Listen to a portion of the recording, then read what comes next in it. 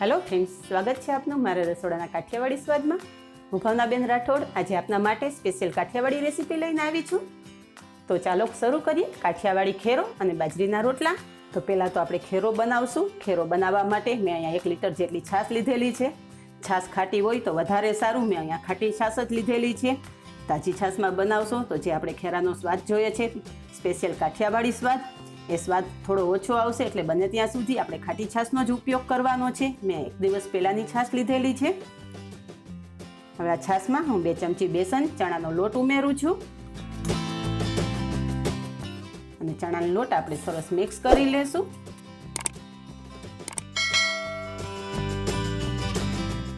બીટરથી ફાવે તો બીટરથી, નહીંતર આ રીતના હાથેથી મિક્સ કરી લેવાનું. ચણાનો લોટ આ રીતના હાથેથી મિક્સ કરતા છાશમાં એકદમ સરસ મિક્સ થઈ જશે. હવે આપણો લોટ સરસ છાશમાં મિક્સ થઈ ગયો છે. તો અડધી ચમચી હળદર નાખીશ અને સ્વાદ પ્રમાણે મીઠું નાખીશ. હવે આપણું છાશ અને ચણાના લોટનું મિશ્રણ તૈયાર થઈ ગયું છે. હવે આગળની પ્રોસેસ કરશું. મેં અહીંયા ગેસ ઉપર જાડા તળિયાનું વાસણ લીધેલું છે. સાથે 1 ચમચી દેશી ઘી નાખીશ. ખેરો દેશી ઘીમાં બનાવતા ખૂબ જ સરસ ટેસ્ટી એવો બને છે. ઘી ગરમ થતાં અડધી ચમચી રાઈ અને જીરું એડ કરશું. સાથે મેથી પણ નાખશું.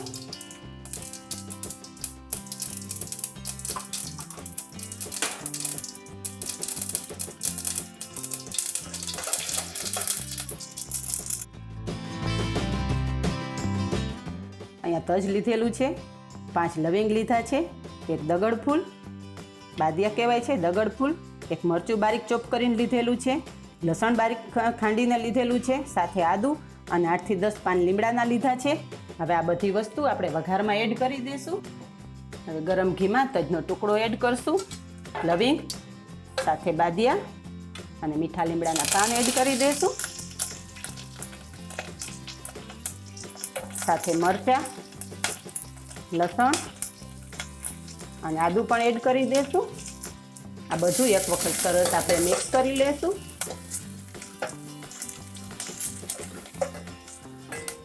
કાઠિયાવાડી રેસીપી તો તમે બધી ટ્રાય કરી હશે, પણ એક વખત આ મારું ખેરાની રેસીપી ટ્રાય કરો. ફ્રેન્ડ્સ, તમે વારે વારે બનાવશો. સાથે એક ડુંગળી બારીક ચોપ કરીને લીધેલી છે, એ ડુંગળી પણ આપણે એડ કરી દઈશું.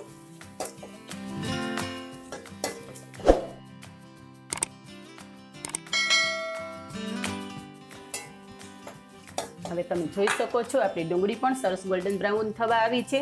આ ટાઈમે જે આપણે છાશ અને ચણાના લોટનું મિશ્રણ કરેલું છે, એ મિશ્રણ આમાં એડ કરી દઈશું.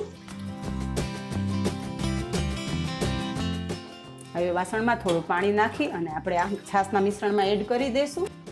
હવે જ્યાં સુધીમાં આપણી છાશ ઉકળે ત્યાં સુધીમાં આપણે ચણાનો લોટ બાંધી લેશું. મેં અહીંયા 100 ગ્રામ જેટલો ચણાનો લોટ લીધેલો છે.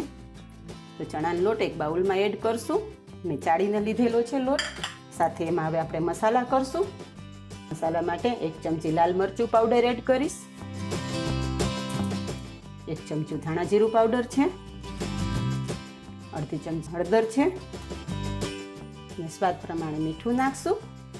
મીઠું આપણે ખેરોનું જે બેટર બનાવેલું એમાં પણ નાખેલું, એટલે જે આપણે લોટ બાંધીએ એમાં મીઠું જોઈને નાખવાનું. સાથે 1 ચમચી તેલ ઉમેરીશ. બધું હાથેથી એક વખત મસાલો મિક્સ કરી લેશું.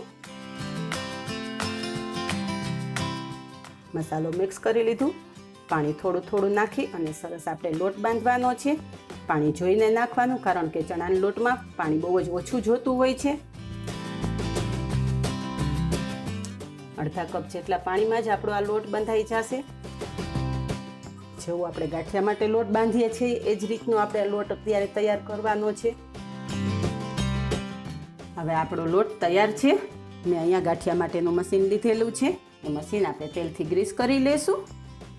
તેલવાળો હાથ કરી અને આ રીતના આપણે મશીન અંદર ગ્રીસ કરી લેશું, જેથી આપણો લોટ બિલકુલ મશીનમાં નહીં ચોટે. અને સાથે ચકરી પણ તેલવાળી કરી લેશું. ચકરી મશીનમાં આ રીતના મૂકી આપણો બાંધેલો લોટ છે મશીનમાં ભરી લેશું.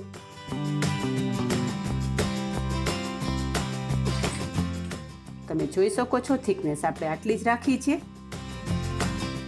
હવે મશીન પેક કરી દેશું.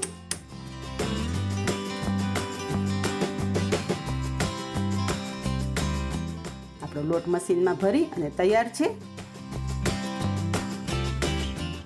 હવે ખેરા માટે જે આપણે છાશ વઘારેલી એ છાશ પણ ઉકળીને તૈયાર છે. વચ્ચે વચ્ચે આ રીતના ચલાવતું રહેવાનું, નહીંતર છાશ ફાટી જશે.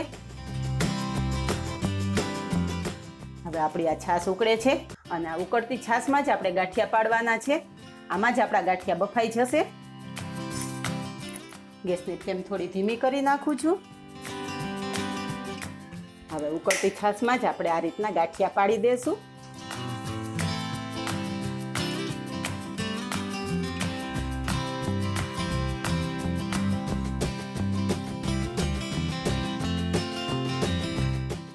ગેસની ફ્લેમ પાછી મેં ફાસ્ટ કરી દીધી છે.